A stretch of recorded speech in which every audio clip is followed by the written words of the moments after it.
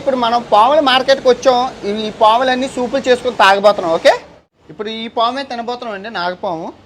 So మన దగ్గరికి వచ్చింది నాగపాము సూపు, తర్వాత చిప్స్, నాగపాము కోపరా సూపు, తర్వాత చిప్స్ ఇచ్చారు, నమ్కీన్ లిమ్కీలు అంటారు మా సైడు, తర్వాత గ్రాసు. ఈ గ్రాస్ ఏంటంటే పాము విషం ఉంటే విరుగుడికి ఈ గ్రాసు.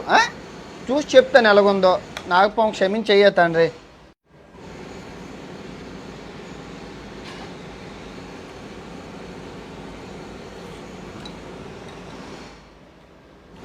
చికెన్ లాగా ఉంది చికెను. చూడండి, కట్లపాము కూర తినడానికి.